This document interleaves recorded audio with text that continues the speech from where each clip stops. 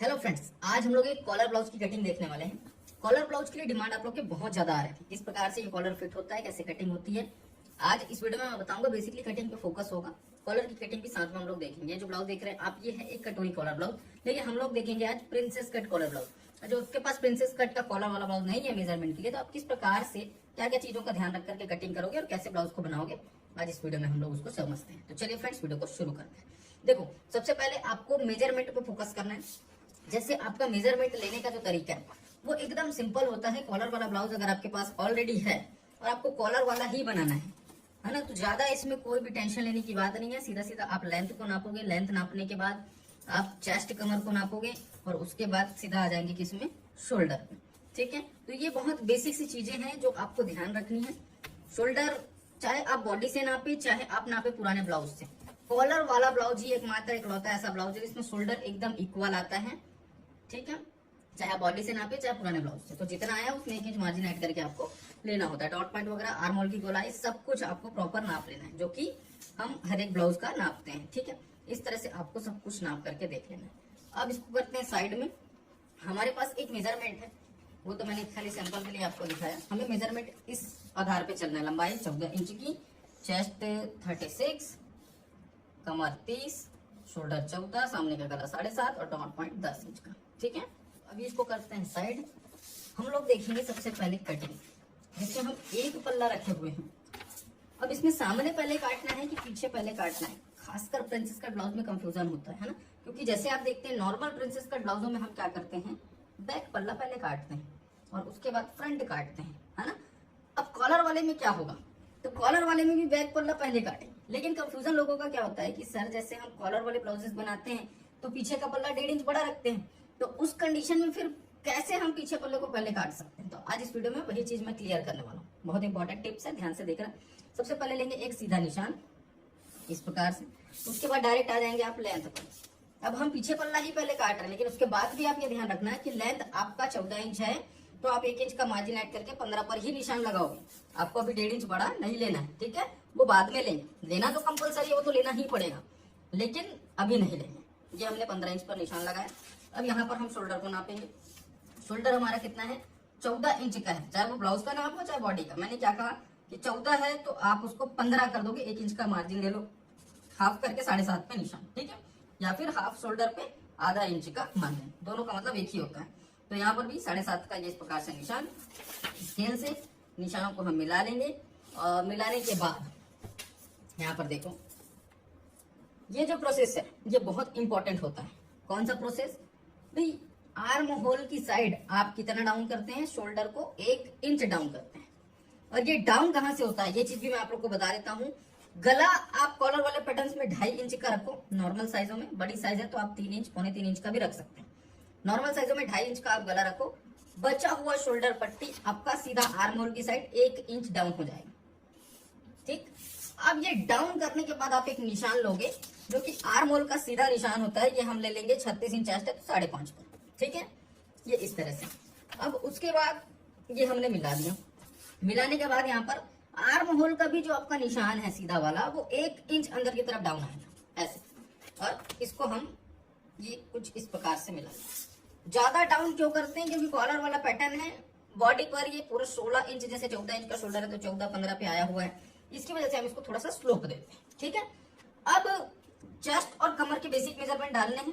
चूंकि हमने पुराने ब्लाउज से नाप लिया हुआ है, तो आपको यहाँ पर किसी भी तरह की लूजिंग देने की आवश्यकता नहीं है।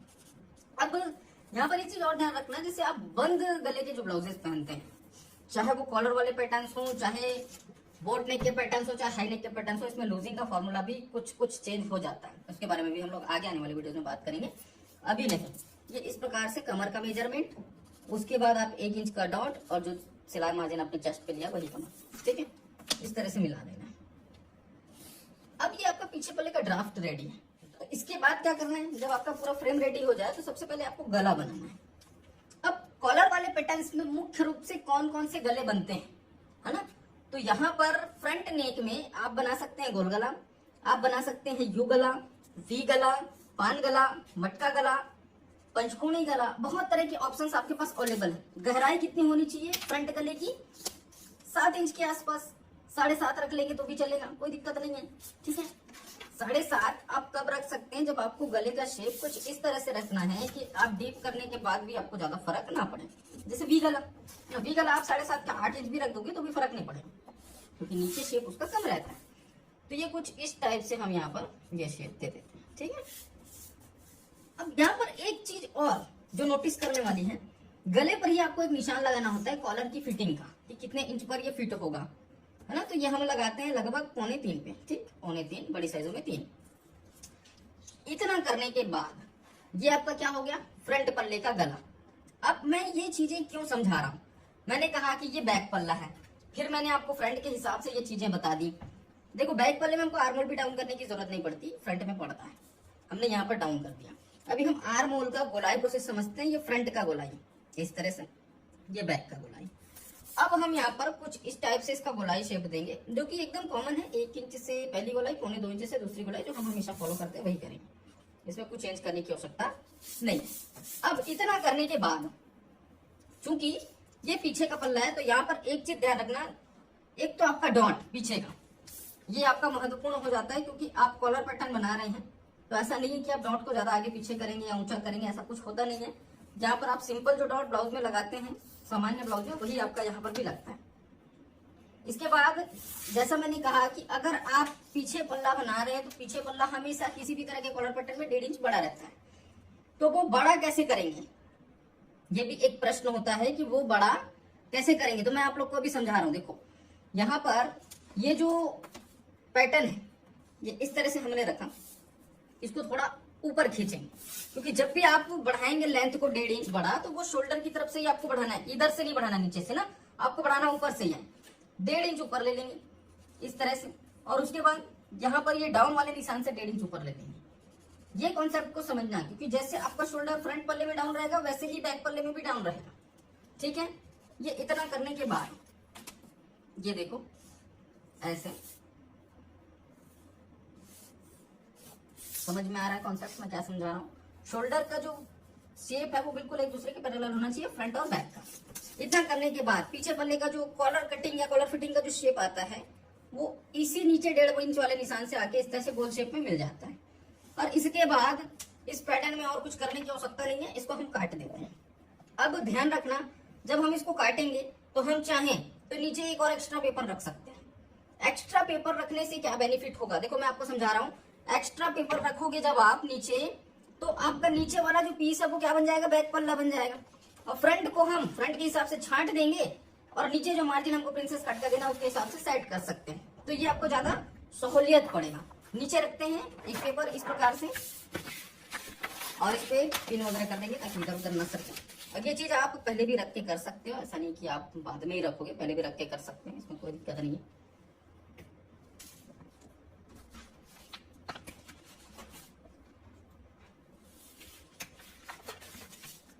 तो चलो अभी कटिंग करते हैं इसकी।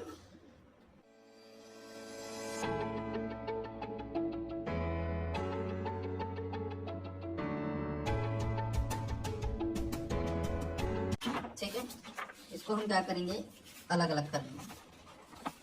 अब मेरी बात ध्यान से समझना, हमने आर्म होल को पीछे पल्ले के हिसाब से काटा, हमने शोल्डर को पीछे पल्ले के हिसाब से काटा, ठीक है। तो सब कुछ ओके है, नीचे एकदम रेडी है, उठा लेंगे और डॉट बस का निशान उसमें मार देंगे, है ना। यहाँ पर ये डॉट का जो पॉइंट है, इसमें भी आप अगर कैंची का नोक लगाएंगे तो वो पॉइंट वहां से निकल के आ जाएगा, ठीक।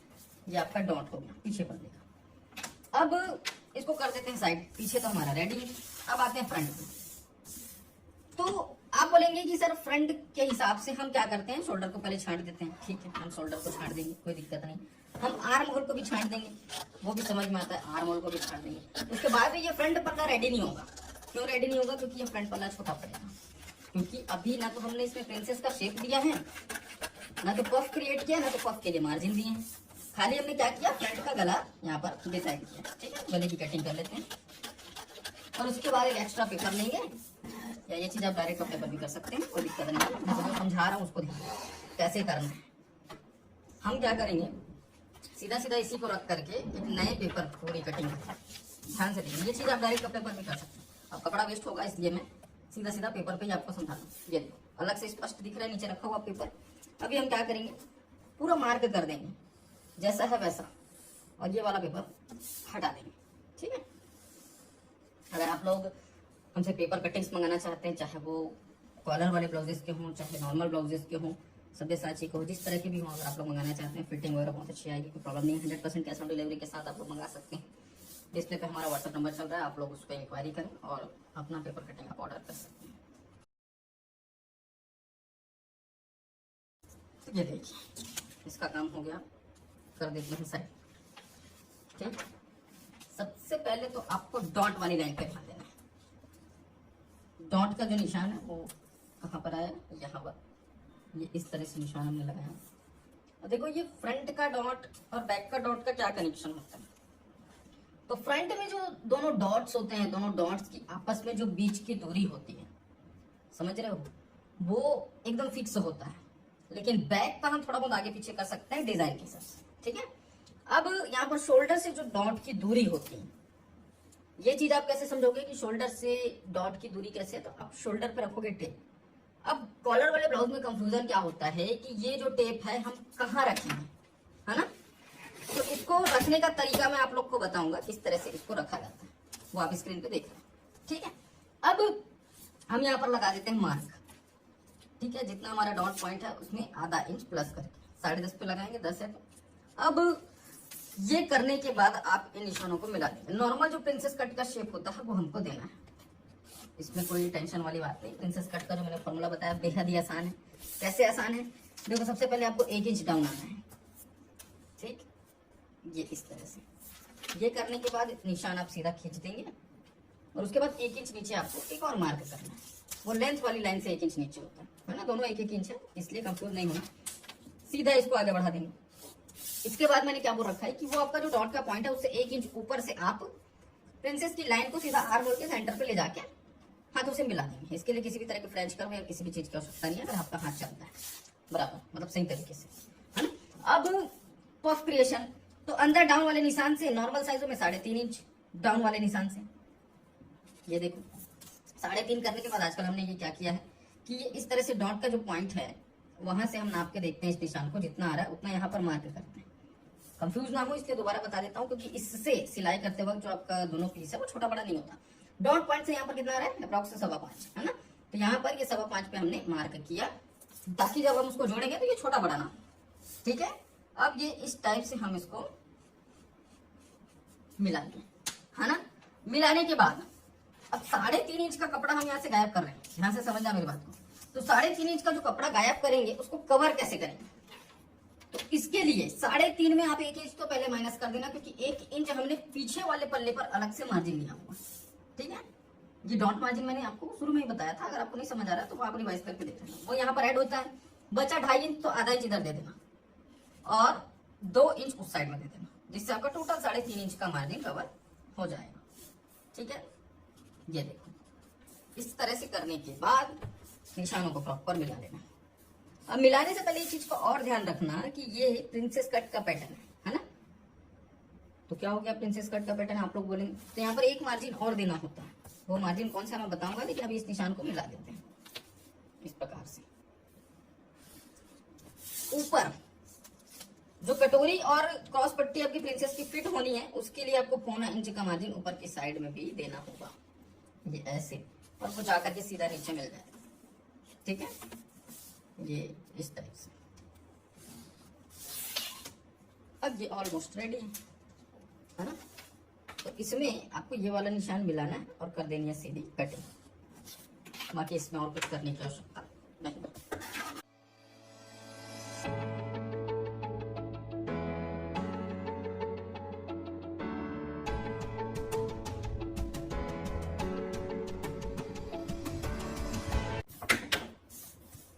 तो देखो ये कुछ इस टाइप से इसका शेप आएगा। फ्रंट पल्ले का, बैक पल्ला तो आपके सामने ये हमने कटिंग किया रखा हुआ है। अब आ जाते हैं मेन कॉलर। ठीक है, कॉलर का कॉन्सेप्ट कैसे बैठता है, फर्मे से आप कैसे कॉलर का नाप लोगे। तो ये आधा इंच जो इसका ज्वाइंट होता है उसको अंदर दबाना है, ठीक है, दोनों पीसेस का, और उसके बाद आपको इसका मेजरमेंट लेना है, जितना आएगा उसमें आधा इंच मार्जिन देके आपको कॉलर की कटिंग करनी है। ये देखो इस तरह से उसी राउंड शेप को नापना है जिधर कॉलर फिट होना है। तो कितना आ रहा है, अप्रॉक्स 6 इंच आ रहा है, तो 6.5 पे कॉलर यहाँ पर हम काटेंगे, डबल फोल्ड में 6.5। ठीक है, टोटल में 13 इंच। इस तरह से डबल फोल्ड करना है। डबल फोल्ड करने के बाद सबसे पहले लेना है एक सीधा निशान, ये ऐसे। उसके बाद क्या करना है, जैसे मैंने कहा 6.5 इंच लगेगा तो 6.5 इंच का निशान लेना है।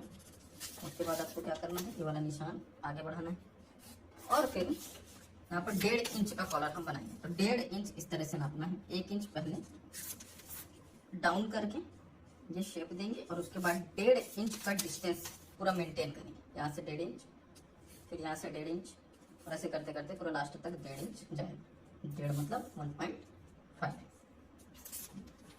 अब इसको करते हैं, बस ये कॉलर का काम, इसमें ज़्यादा कुछ होता नहीं है।